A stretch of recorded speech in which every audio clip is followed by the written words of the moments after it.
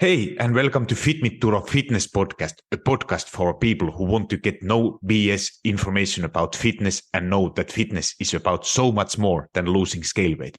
It's about feeling confident in your skin and empowered in your life. I'm your host, Turo Virta, personal trainer, strength and nutrition coach, and most of all, a husband of my beautiful wife, Miriam. Each week, my guests and me will give you some no BS fitness tips and motivate you to take action in your own personal fitness journey as we talk about nutrition, exercise, mindset, personal development, and executing in life with enjoyable but still effective strategies. If your goal is to look better, feel and be strong and experience transformation from inside out, you, my friend, are in the right place. Thank you for jumping in, and now let's jump into today's episode. Hi, and welcome to FitMitTuro Fitness Podcast. Today's episode, I'm very, very excited to learn from IBS. And my guest today is Atavia Minoudis. And welcome to show, Atavia. And before we get started, tell a little bit about yourself, who you are, where you live, and what you are doing. Yeah, sure. So I'm Atavia. I'm a gut specialist. I work with people with IBS and gut health problems after struggling with that for many years myself, and then basically learning nutritional therapy and getting qualified in that. I specialize in gut health. So I live in England, in Northern England, and I see people online. So I work with people all over the world, helping them to understand IBS and their gut health and how to basically overcome symptoms.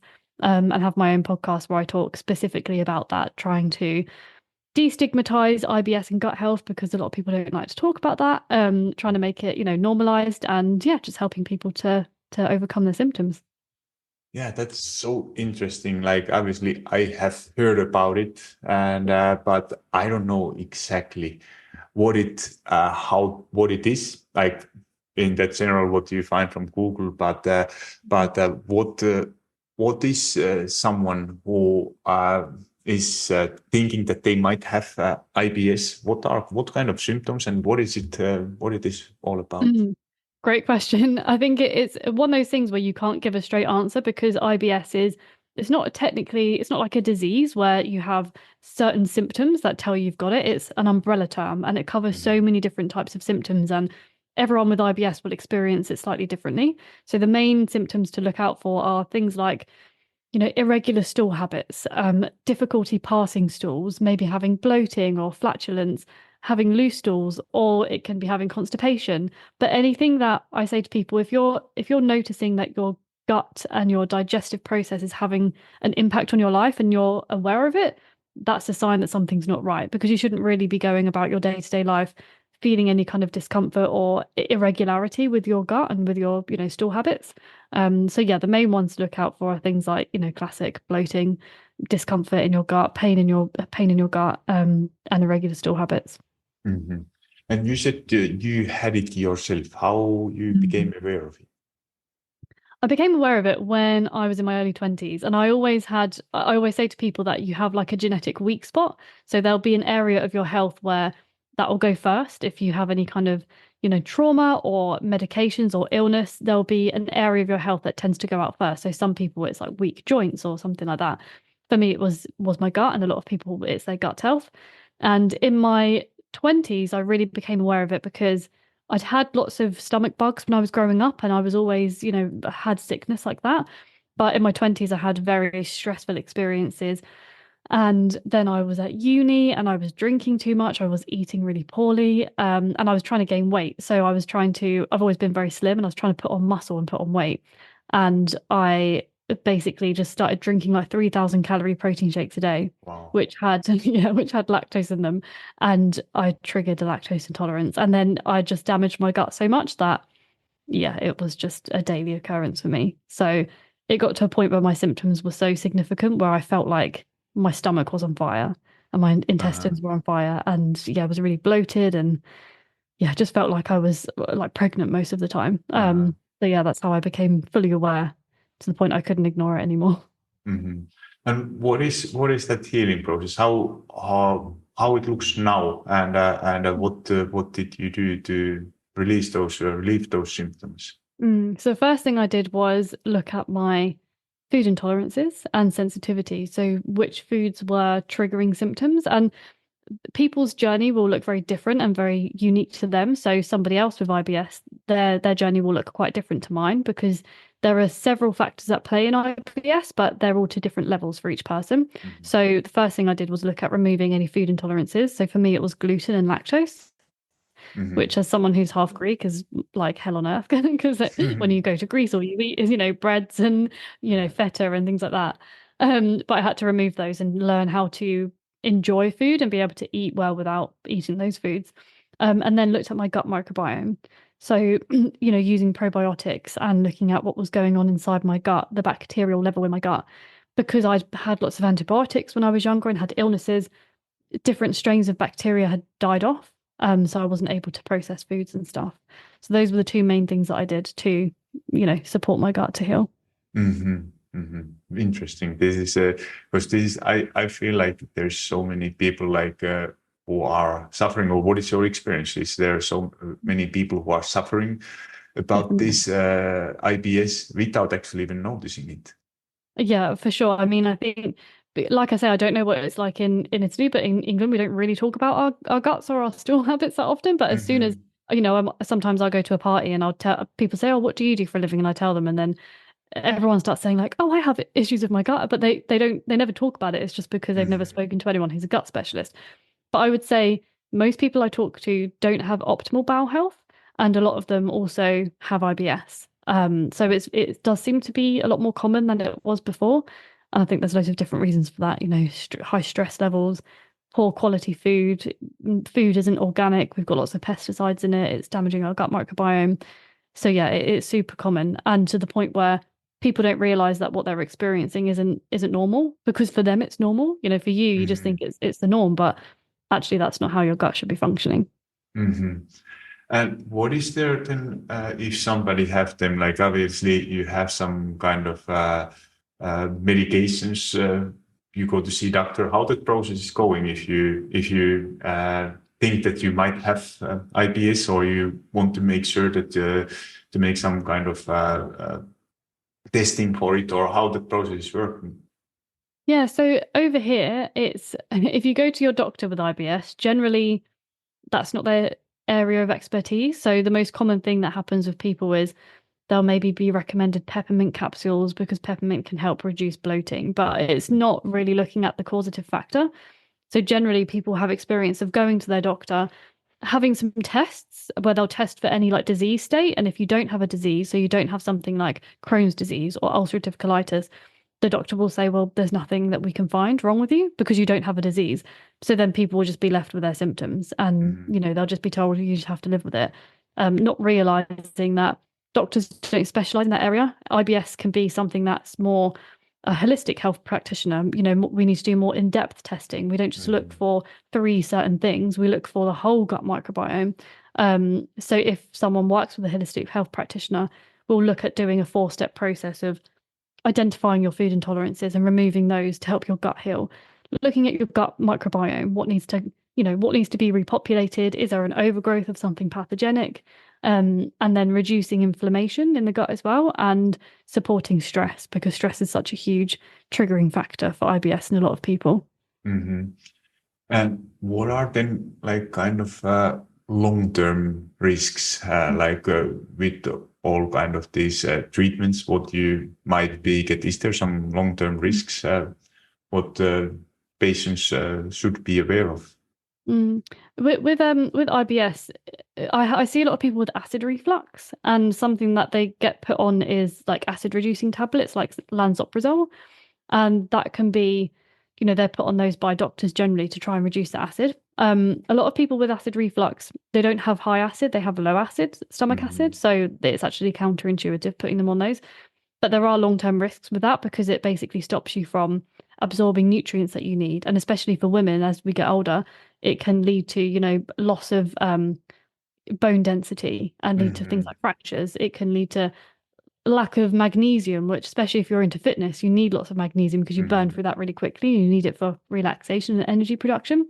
So they do come with, potential long-term damaging damages. With IBS itself, I would say it's not specifically like if you don't treat your IBS, then this specific thing's going to happen. But the longer that you have it, it can get worse.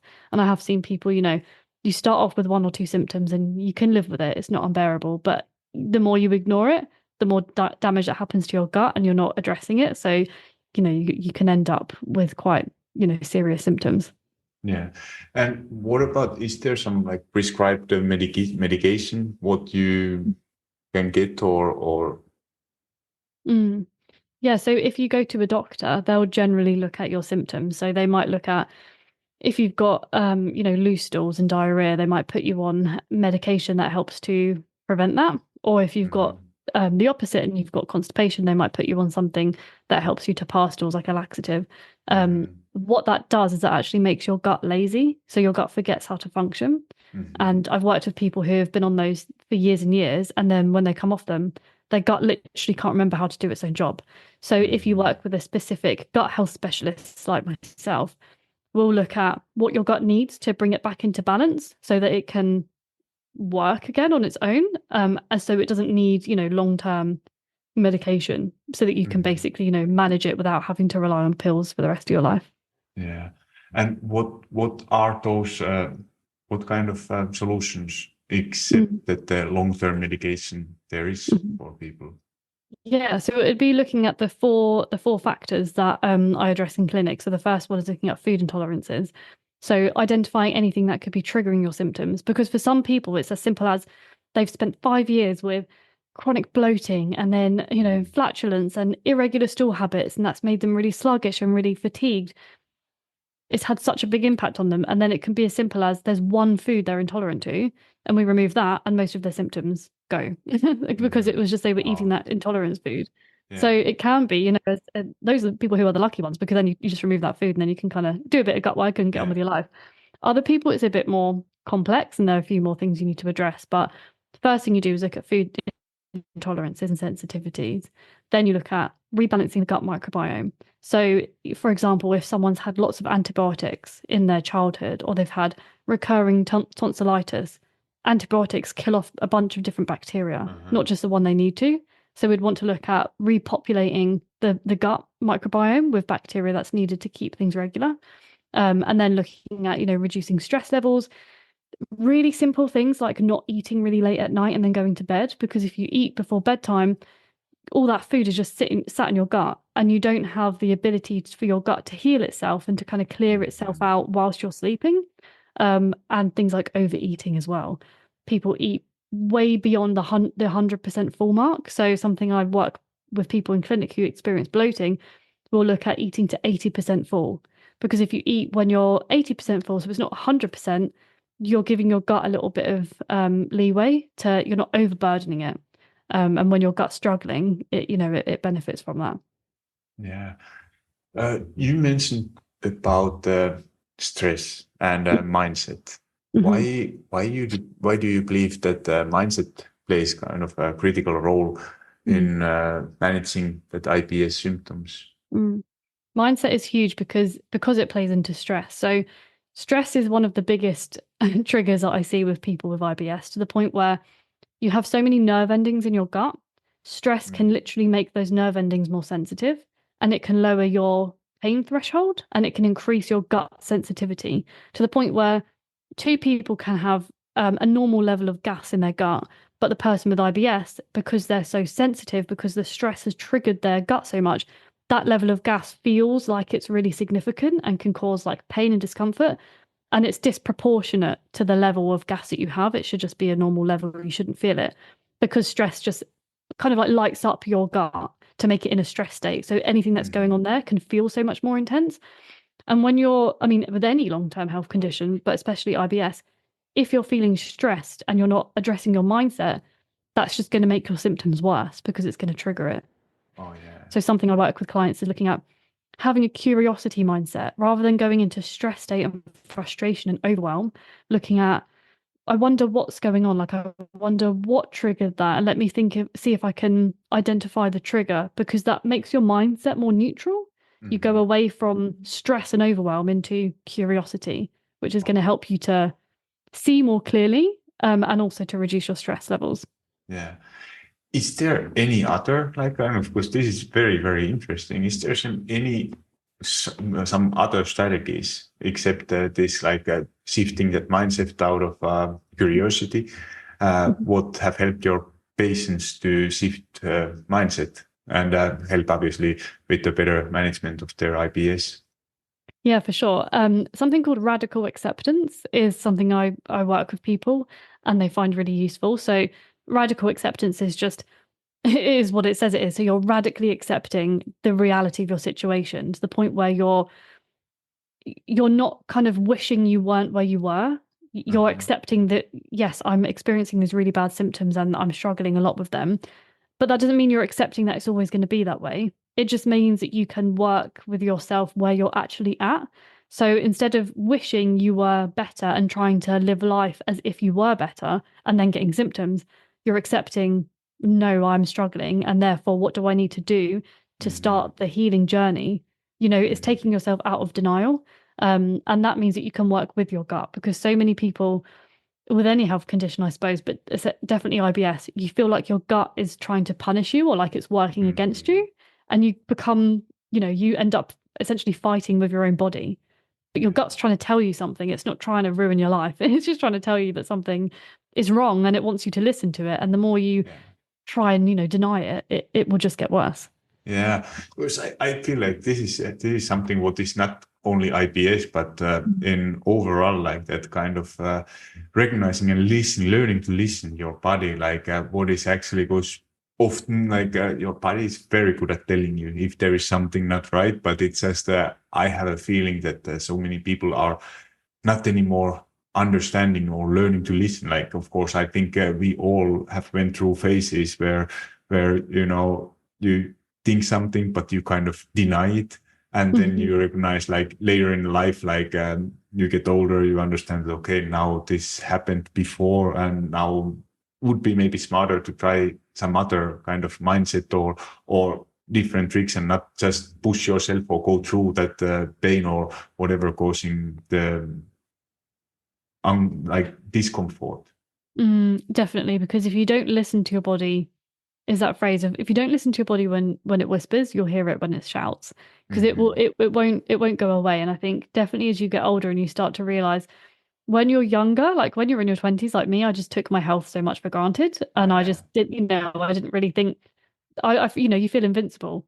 And then as yeah, you get older and you get into your 30s and beyond, you're like, oh, I need to really take care of myself. And your body doesn't let you get away with what you used to get away with. yeah, And a lot of people don't understand that change happens. And actually, you need to move into working with your body and using it as a tool to understand what's going on rather uh-huh. than just wishing, feeling like we should just feel well.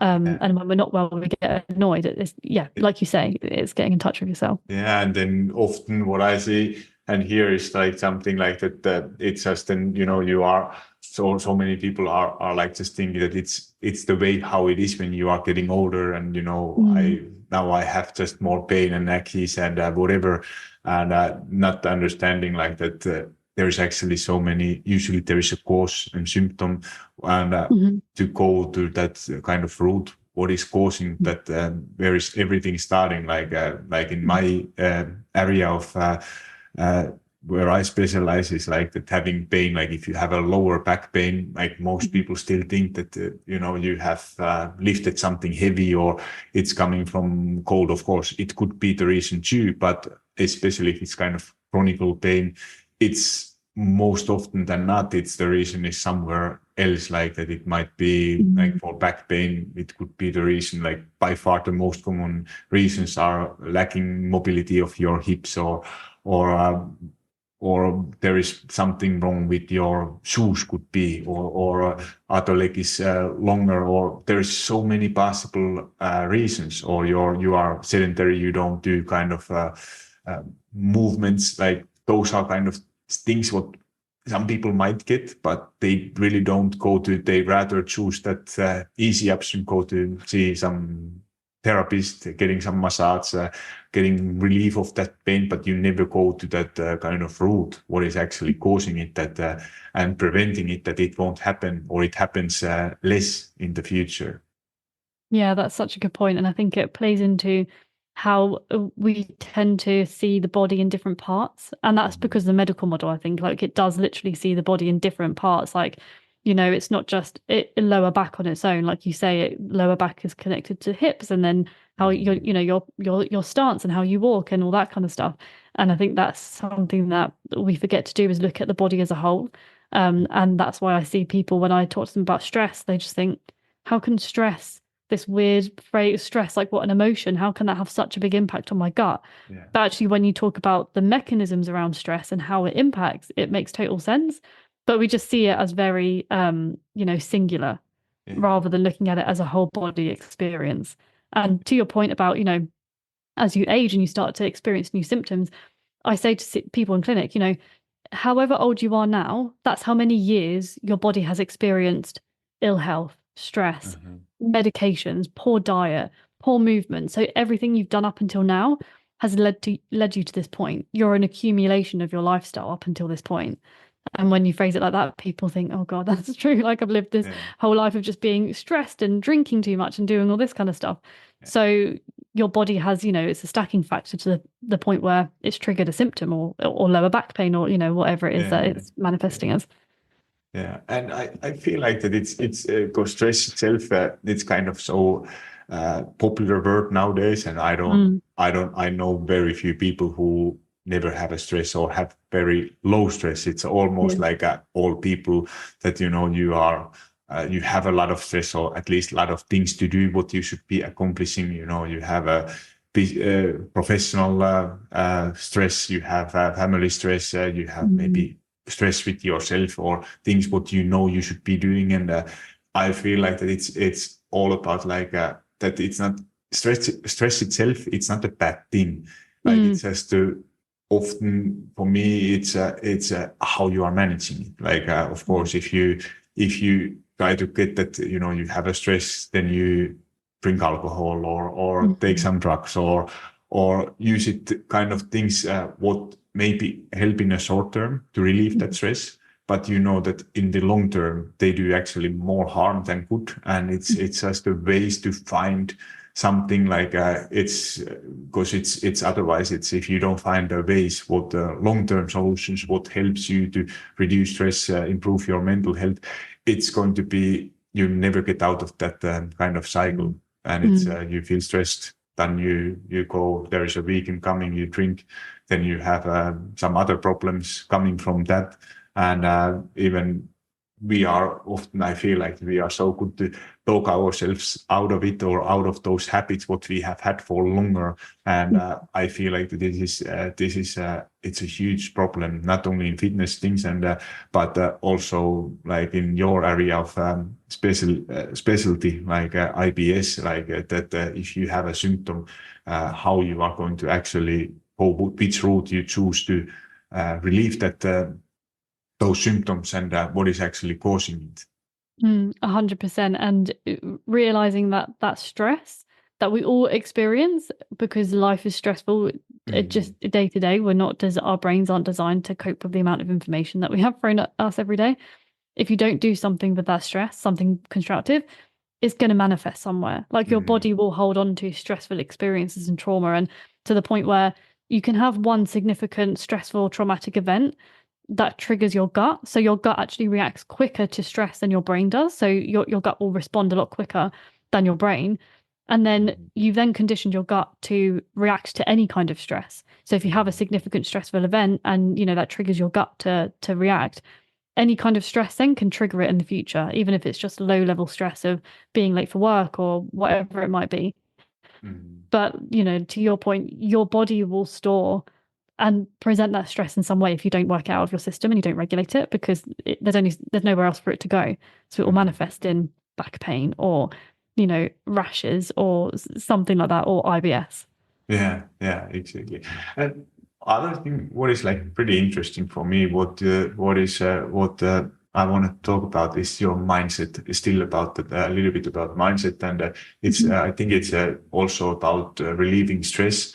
But what is the difference? Like, is there some physiological aspects between negative and positive mindset? For sure. I mean, the first thing to think about with mindset is your hormonal release. So if you have positive thoughts and gratitude, I mean, I think gratitude has been shown to speed up recovery rates for any illness by something like, I think it's 50% or something. Wow. Because when you're thinking positive thoughts, it's not just, oh, my mind is separate to my body. As soon as you're thinking positive thoughts, you're getting release of endorphins and feel good hormones. So things like, you know, when you are in a loving relationship, you have more oxytocin, and that can help to reduce your blood pressure, and it can help to, you know, basically make your body more calm. If you're having a stress mindset, which is why it's so important with any illness, and especially IBS, to look at your mindset. As soon as you have stress, you have levels of stress hormones like cortisol, and cortisol can majorly disrupt your gut microbiome. So in the short term and in the long term. So even if you have 30 minutes of stress, that's enough to change the levels of bacteria in your gut, because that cortisol is a literal hormone moving around your bloodstream, ends up in your gut, and it can kill off certain bacteria that you need to keep your gut healthy. So it's not just like, you know, thinking yourself better or worse. It has a literal physiological impact on your whole body and on your gut. Yeah, then this is so interesting. Like, because you know, when you hear or you do something, some like self development courses or something, and it's all about like positive mindset, believing that it's possible, and that is helping. But this is such an interesting point what you mentioned, that there is actually the cause, and like how the physiological, how it's affecting to your stress hormones, everything, all kind of functions, and how they are related for everything. So it's not only about like just that, just start to thinking positive. If you are a negative person, it's easier said than done. And do you have some practical tips how to shift your mindset? Yeah, for sure. I mean, I love gratitude. Like gratitude is my favorite thing to do. And I think if you, especially if you are a negative person, or you tend towards negative mindset, that is quite common because our brains are hardwired to look for threats. You know, evolutionary wise, we need to look for threats, look for things that are negative. And life is hard. Like, let's be honest. Like, life can be difficult sometimes. There are stressful things. So you automatically go to that negative mindset. So the best thing for you to do would be just little and often. Don't magically one day think you're going to wake up and be super happy, positive person. That's not realistic. But if you just start the day with writing 3 things you're grateful for, and genuinely feeling that gratitude, feeling that emotion, and just embracing it, that's changing the way that your brain is wired. So you're creating new neural pathways in your brain. You're creating new ways for your brain to think. And the more you do that, the more it's going to become habit. And that habit will overtake, you know, the negativity. So yeah, I would say something like gratitude or mindfulness or meditation can be really good, because that helps your vagus nerve, which is like the nerve that runs from your brain to your gut and into other parts of your body. What you want to do is activate that nerve to tell your body to be relaxed. And a good way of activating that nerve is through meditation or deep breathing or yoga. When you're in like poses like downward dog, the muscles in your neck activate the vagus nerve. And the more you do that, it's kind of like going to the gym. So say someone's like, oh, I want to get toned up, and they go to the gym once and they try and lift really heavy weights, and then they're like, well, I look no different. Obviously, you know that more than I do. That doesn't work. But if you go regularly and you go, you know, a half an hour every day, you're going to see a difference in a few months.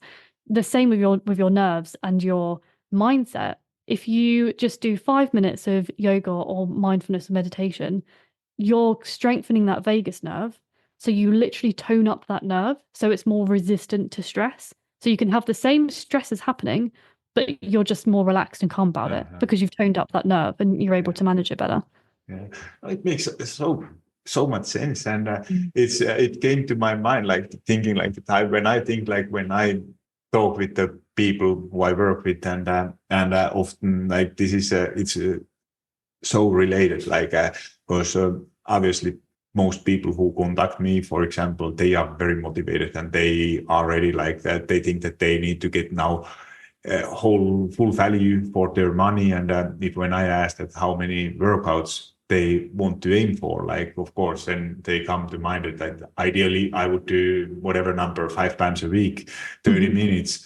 And when I said that, how is that going to, is that realistic? Yeah, I can do it. But until now I have like 5 kids and working 12 hours, and I said, how you are going to be able to manage that without feeling guilt, because there is such a big difference for promises what you make to yourself, and if you are able to keep them, because most people, when we talk, like for example setting a workout goal, like there is a big difference if you aim for 3 workouts per week and you are able to do 2 workouts. You are not feeling gratitude of those 2 workouts, or most people don't feel that gratitude, or are happy with themselves when they get done 2 workouts and miss one.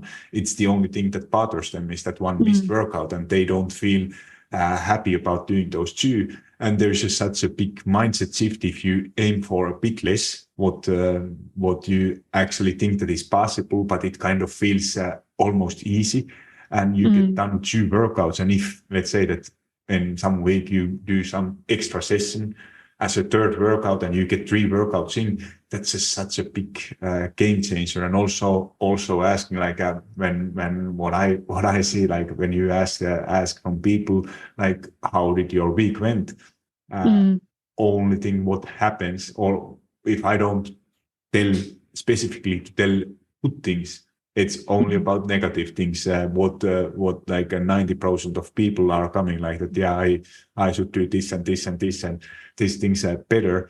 But it's so easy to kind of forget those good things and focus only on negativity and which things went wrong, and forgetting like actually looking back and feeling grateful and looking at what I have actually accomplished. Yeah, 100%. And that is, that society we live in, I think, values productivity, and we set ourselves unrealistic standards, considering we need to work, look after a household. If we've got kids, look after kids, work out, eat well. There's so many demands on us that you then immediately feel like you failed.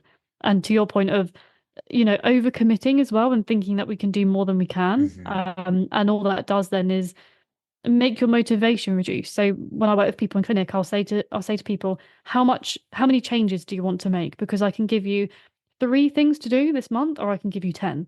So what is realistic for you, and how does your mind work? Do you work better with, small changes regularly that you can do and then build up? Or are you someone who just wants to get it all done and you're going to hyper focus and really change things?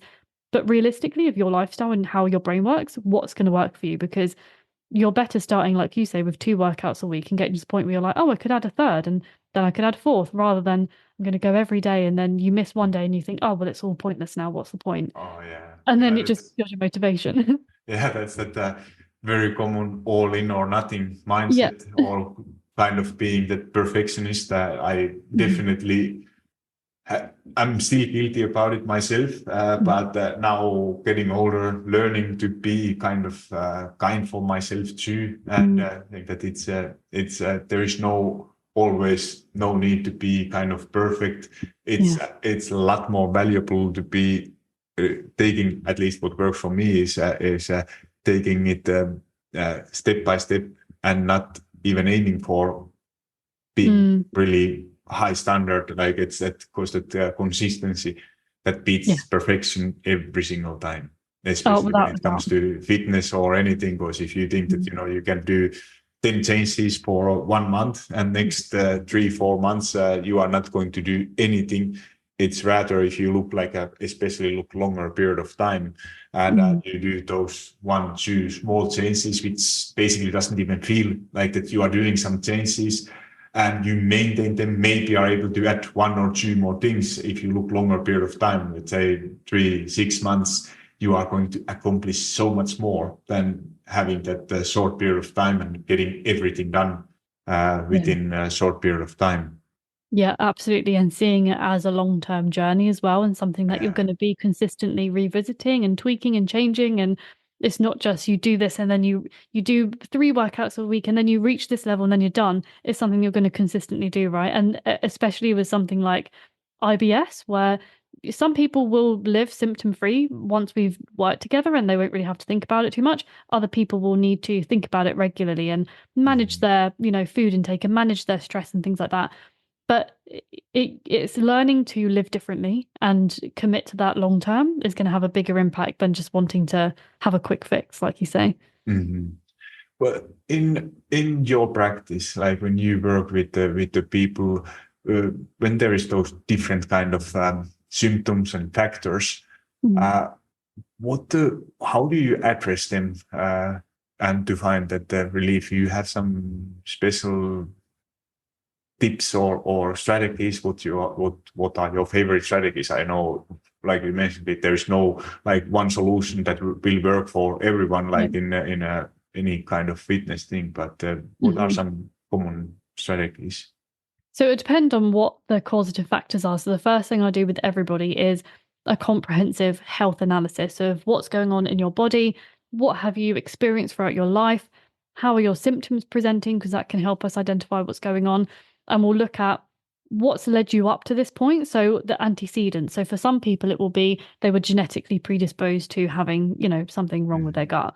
Some people, it will be they drank a hell of a lot of alcohol when they were younger and they're very stressed, and that's caused issues with inflammation in their gut.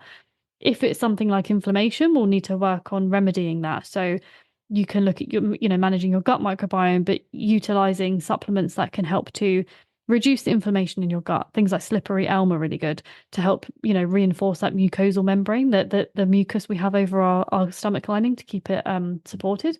But it will really depend on each individual and what was the leading factors leading up to this, and then what was your trigger point. So most people will remember what their trigger point was. So for me, it was when I was drinking those protein shakes with loads of lactose and way too many calories, and just try like the classic trying to, if I just drink all of these, I'll put on weight and then I'll be fine. Obviously that's not the way that it works. But that was my trigger point. So I can think, right, okay, it was food intolerance that I triggered from having too much lactose. Then I caused gut inflammation, and then my gut microbiome was damaged. So for other people, was it after antibiotics? Was it after food poisoning? So I've worked with people who've had really bad food poisoning, and then we do stool tests and we look at you had loads of antibiotics and that killed off a bunch of bacteria, and then you've got this pathogen that's grown in its place, and that's what's causing your symptoms. So then we look at how do you reduce that pathogenic bacteria. It's very specific to the individual.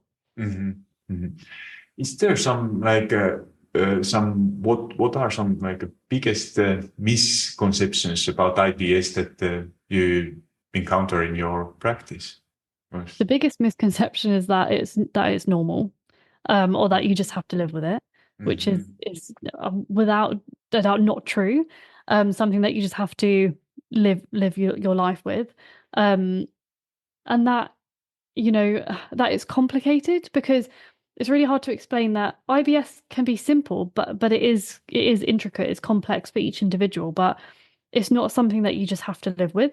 I just hear that so often, that people have just lived for years with it, that this is just something that my gut is just this way, or you can only quote unquote cure it through this medication, or I've had people come to me and say my doctor said it's either surgery or nothing. That's not true, right? It's like you don't have to go to such extremes to see any kind of relief from it. So yeah, that's probably the biggest misconception. That's interesting. Do you have some kind of, because I love to hear some stories. Do you have some kind of success stories or case studies in your practice that what could be, for example, some situation and what you did, what was diagnosed before, or maybe there was some use of medication, and what you did to solve it, and what is situation at the moment? Yeah, sure. Let me think of one, because I've got loads that are coming to mind. I think one of the ones that stands out is when I had someone who came to me who was really highly stressed. I had two people come to me at the same time. One was really stressed. Sorry, they were both really stressed, and they both had really bad stomach issues. And they both reacted completely differently, even though their symptoms were almost identical. So one person had really stress and anxiety, really bad bloating, really bad, inconsistent stool habits, just flatulence, all that kind of stuff.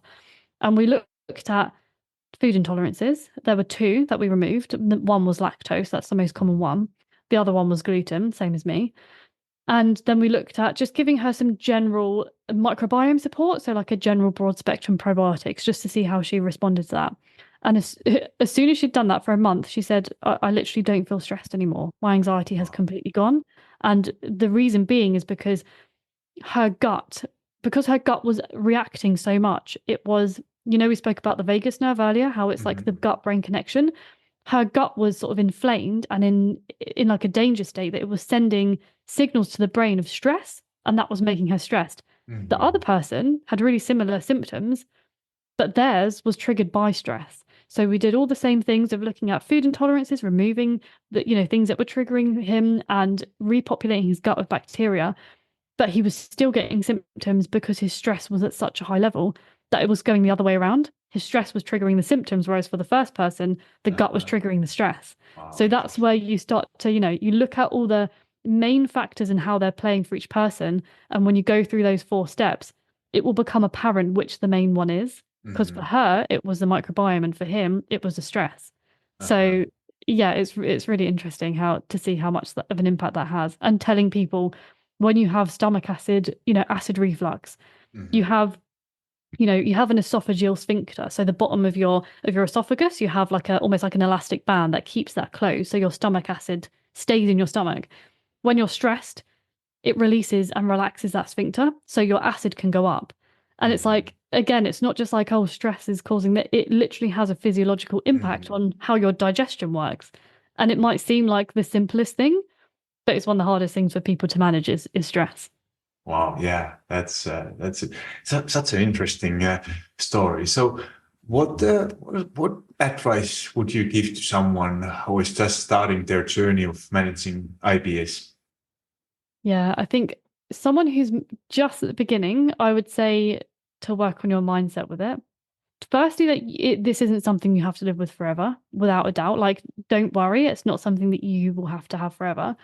I would start working on your mindset, because as soon as you start to really accept the reality of your situation and approach it with more curiosity rather than frustration, again, that's going to reduce your stress levels, but it's going to make you more aware. Because as soon as you're stressed, you almost can't see anything. So when you're stressed and you need to leave for work and you can't find your keys and you're flapping around like, where are my keys?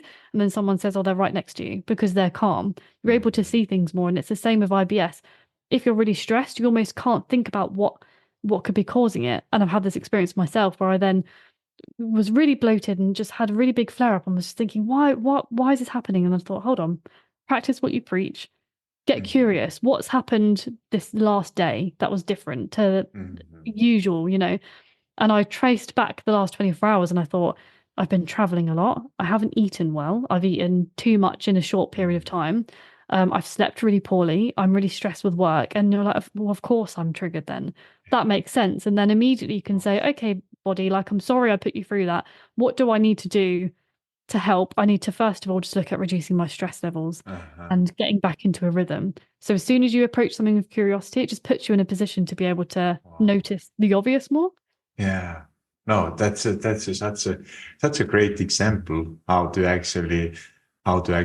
get started. Just to be very, very small, simple step, and then because there is, if I understood right, there is not really, like you mentioned, there is not a one solution or really like a treatment that you can say that now it's done. You don't have to deal with it anymore. Are there any new treatments or research in the field of IBS that look promising at the moment? Because everything is developing. There is all the time coming some new medication, something. Is there something in the area of IBS? Yeah, I mean, one of my favorite things to recommend is a probiotic company called OptiBac, because they specifically create probiotics for different types of IBS. So it could be for constipation predominant, or it could be if you're on antibiotics, you can have this probiotic alongside it, and they really rigorously test their probiotics as well. So they'll release, they're good for studies and articles and things like that, to look at which bacteria you need for certain types of situations. So if it's more diarrhea predominant, why that might be and which bacteria might be low. So it gives you a bit more of an idea rather than just going for a general probiotic. Maybe I need this specific one. Yeah, that would be something that I'd recommend. In terms of developments, I think it's really interesting because I'm starting to see lots of practitioners have their own approaches to things, which is really nice because you start to see people approaching things in their own unique way based on what they've experienced. But yeah, that would be the main thing. And honestly, I think stress, because there's just so much coming out now about the vagus nerve and about stress and how much it impacts the body and the gut. And it's becoming, it used to be seen as quite like woo-woo, or, how does that have an impact? But it's now, there's so many more examples and scientific studies of how much it impacts, that it's showing it as proof, right? As scientific proof, which helps people to understand that it is real. Yeah, no, it's something, of course, like I have heard about the vagus nerve, but it was for me until before this conversation. I was like, also like, in some level of my knowledge, I was like, is this like a real thing, or is it like it's just some kind of guru talk, or something like, you are trying to sell your program or whatever, because what I see, unfortunately, that in the social media, it's all like, it's nowadays, it's every second, like there is some gut health specialist and claiming for cortisol for everything, and that there is some with this course or whatever, you are fixing your cortisol, and that is basically fixing everything. And but those that there is actually some studies which are like you explained, like that there is how it's affecting, what is the cause. It might not be the only cause, but when you start fixing that, it start to actually, it's related with for so many other problems. Yeah, for sure. And I think if someone is consuming a lot of that content, it can be quite overwhelming as well, and it can feel quite, you don't know what you can trust and who you can trust, and what applies to you. But something I would say to someone with IBS or any health problem is, if you've seen something and you've tried it and it's not maybe made that much of a difference, just think of it as a jigsaw. So like the 4 factors that I look at: gut microbiome, food intolerances, inflammation, and stress. I'll look at them with everybody, but then it will be a very unique approach to each person. So how much is stress? Is it only 40% of your trigger?